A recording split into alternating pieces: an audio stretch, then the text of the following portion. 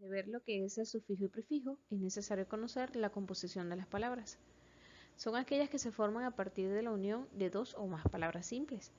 Por ejemplo, tenemos girasol, atrapasueños, hispano-argentino, 16º, ferrocarril, salvavidas. Pero, ¿qué son palabras simples? Son aquellas que no podemos dividir porque perderían el sentido.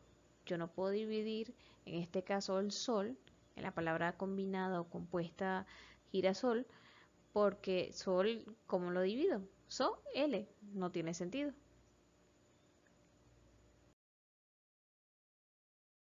Las palabras compuestas se pueden agrupar de la siguiente manera. Tenemos sustantivo más sustantivo, la palabra poca calle, telaraña.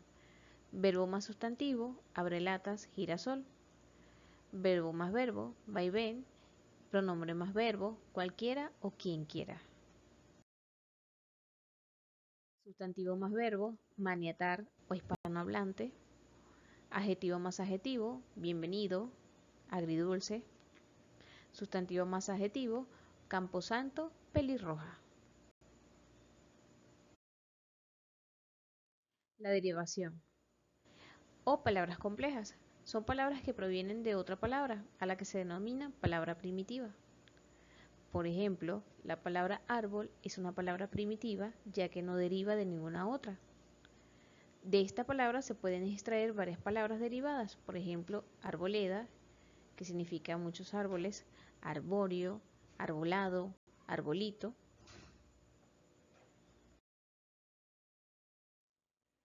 ¿Cómo se forman las palabras derivadas? El lexema o raíz de una palabra es aquella parte de la palabra que posee significado propio. Por ejemplo, tenemos niña. La raíz o lexema de la palabra niña es ni hasta la ñ. Y podemos sacar de allí niñar, niñería, niñera, niñez, aniñado, niñita, niñero. En este caso, las palabras derivadas se forman añadiendo sufijos o prefijos a la palabra primitiva, es decir, a la raíz. La palabra primitiva más prefijo, por ejemplo, antiaéreo, palabra primitiva es aéreo y prefijo anti. Palabra primitiva más sufijo, por ejemplo, cartero, palabra primitiva carta y el sufijo ero.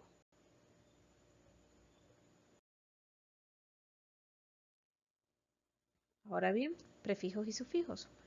Son elementos gramaticales que modifican el significado del término que acompaña. Los prefijos se ubican inmediatamente antes de la palabra que se va a modificar, raíz en este caso. Por ejemplo, tenemos bipolar, microscopio. Sufijos se ubican inmediatamente después de la raíz. Por ejemplo, monarquía, genocidio. Sufijos. An y a, prefijo, señalan una negación o ausencia de algo. Por ejemplo, anormal, anomia, analfabeto, acéfalo, amorfo. Anti, prefijo, señala una oposición o contradicción. Por ejemplo, antonima, antisemita, antibiótico, anticlerical, antídoto, antípodas. Arquía, sufijo, alude a formas de gobierno, por ejemplo, monarquía, oligarquía.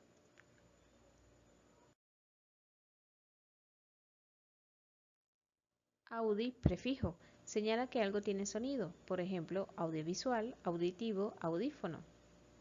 Auto, prefijo, su significado es propio o hacia sí mismo o por sí mismo. Por ejemplo, autónomo, autodidacta, autocomplaciente, autocrítico, automóvil, autómata.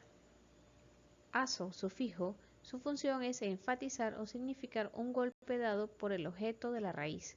Por ejemplo, amigazo, codazo, baldazo. Palabras parasintéticas. Son aquellas que se forman a partir de dos procesos lingüísticos, la composición y la derivación, es decir, la combinación de ambos. La diferencia entre las palabras parasintéticas y las derivadas es que mientras la palabra derivada proviene de otra palabra, la primitiva, las palabras parasintéticas se forman con dos o más palabras, más una derivación de una palabra primitiva, que da lugar a una nueva significación. Por ejemplo, tenemos incontable, que es imposible de contar. tenemos el prefijo in, que es oposición, derivación del verbo contar, y el sufijo able, que es posible de realizar.